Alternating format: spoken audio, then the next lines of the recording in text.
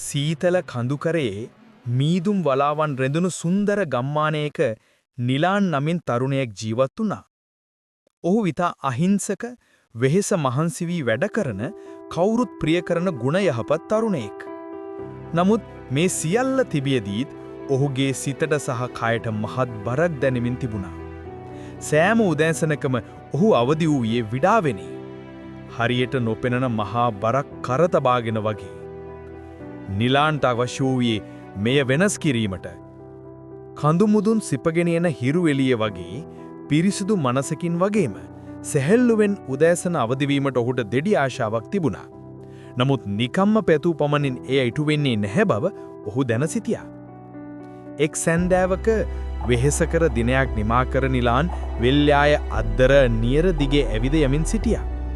හිරු කඳුපන්තියට මුවා වෙද්දී අහස රන්වන් පැහැයෙන් බබලමින් තිබුණා. හමා එන සිහින් සුළඟේ වල්මල් සුවඳ මුසු වී තිබුණා. ඒ මොහොතේ ඔහුට සිතුණි තමා දිනපතාම කොතරම් සොබා දහමේ අසිරියක් මගහරිනවාද යන්නයි.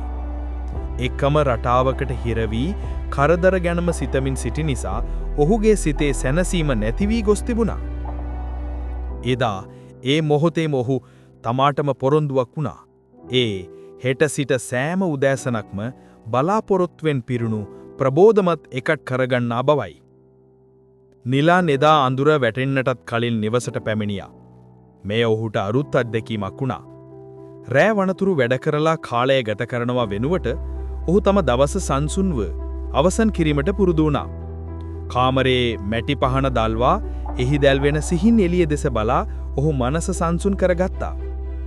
ඔහු තම පැදුර පිළිවෙලට සකසා කාමරේ අස්පස් කර නින්දට ගියා. ඔහු තේරුම්ගත් වැදගත්ම දේ නම් ප්‍රබෝධමත් උදෑසනක් ආරම්භ වන්නේ හිරු උදාවත් සමග නොව ඊට පෙර දින රාත්‍රියේ අප නින්දට යන ආකාරය අනුව බවයි. ක්‍රමයෙන් ඔහුට සුවබර නින්දක් ලැබුණා. ඔහුගේ විඩාබර සිරුරට නැවත පණ ලැබුණාක් මෙන් දැනුණා. මාස ගණනකට පසු පළමු වතාවට ඔහු උදෑසන අවදි වූයේ පුදුමාකාර සැහැල්ලුවකින්. නව පණක් ලැබුවාක් මෙන් නිලාන් ගමේ කුකුලා හඬලන්නටත් පෙර අවදිවීමට පටන් ගත්තා. ඒ වේලාවට මුළු ලෝකයම ඉතා නිස්කලංකයි. සීතල සුළඟ ගතට සුවයක් ගෙන දුන් අතර අහස දම් සහ රන්වන් පැහැයෙන් දිස්සුණා. ඔහු ගඟ අද්දරට ඇවිද ගියා. ගඟේ වතුරට උඩින් මීදුම පාවෙමින් තිබුණා. පිරිසිදු වාතය පෙනහළු පුරා පුරවා ගැනීමෙන් ඔහු ගැඹුරින් හුස්ම ගත්තා. ඒ හුස්ම ගැනීමත් සමගම ඔහුගේ සිතේ තිබූ තද ගතිය මැකී ගියා. සෑම උදෑසනකම හිරු උදාව දෙස බලන ඔහුට විශ්වය තමාට මෙසේ කියන්නාක් මෙන් දැනිනා. මේ උදාවන්නේ අලුත් දවසක්. අලුතින් පටන් ගන්න. ඔහු ගම් ඉවුරේ සිට සිරුර ලිහිල්වන ව්‍යායාම ස්ට්‍රෙචිං කරන්න පටන් ගත්තා. දැඩි වී තිබූ මාංශපේශී ලිහිල් වෙද්දී ඔහුට අපූර්ව ප්‍රබෝධයක් දැනුණා. ඉන්පසු ඔහු වෙල්නියර දිගේ හෙමින් දිව ගියා. සෑම පියවරක් සමගම ඊයේ දින තිබූ ප්‍රශ්න සහ කරදර ඔහුගෙන් ඈත් වී යන්නක් මෙන් දැනිනා. කරදර මුළුමන්ම නැති වී ගොස් නොතිබුණත් ඒවාට තවදුරටත් ඔහුව පාලනය කිරීමට ඉඩ තිබුණේ නැහැ. දහඩේ දමමින් මුවගට සිනහවක් නගාගෙන ඔහු නැවත නිවසට එන විට ඔහුගේ මව ඒ වෙනස දුටා. ඔහුගේ පියවරවල් වෙනදාට වඩා සැහැල්ලු වී තිබුණා. ඔහු උදෑසන ආහාරයේ ඉතා සරලව සකස් කරතා. සමහර දිනවලට උණුසුම් කුරක්කන් කැඳ කෝප්පයක්ද තවත් දිනක තම්බපු මඤ්ඤොක්කා සමග ලුණු මිරිස් හෝ පොල් ස්වල්පයක්ද ඔහු ආහාරයට ගත්තා. ඔහු කෑමේ හෙමින්, එහි රස විඳිමින්. තම පිඟානේ ඇති ආහාරය ගැනත්, ඒවා වගා කළ ගොවියා ගැනත්, ඊට පණ දුන්නු පොළව ගැනත් ඔහු කෘතඥ වුණා. මේ කෘතඥතාවය ඔහුගේ මනස පැහැදිලි කළා. ජීවිතයේ ප්‍රබෝධය යනු ව්‍යායාම කිරීම පමණක් නොවේ. අප කනබොන දේ ගැන සිහියෙන් ඉන්න බව ඔහු වටහා ගත්තා. මනස සහ කය පූර්ණයෙන්ම පිබුදෙනු පසු නිලාන් තම දෛනික වැඩ කටයුතු පටන් ගත්තේ අලුත් අරමුණක් ඇතුව. පියාට කුඹුරේ වැඩට උදව් කරන්නට හෝ අසල්වැසියෙක්ගේ වැඩකට උදව් කරන්නට ඔහු ඉදිරිපත් වුණා. දවසේ ගෙවා දැමීමට වැඩ කරනව වෙනුවට ඔහු දවසත් එක්ක එකට වැඩ කළා. වෙහෙස දැනෙන්න විට මදක නතරවීමටත් කලබල නොවී ගැඹුරින් හුස්ම ගැනීමටත් ඔහු පුරුදු වුණා.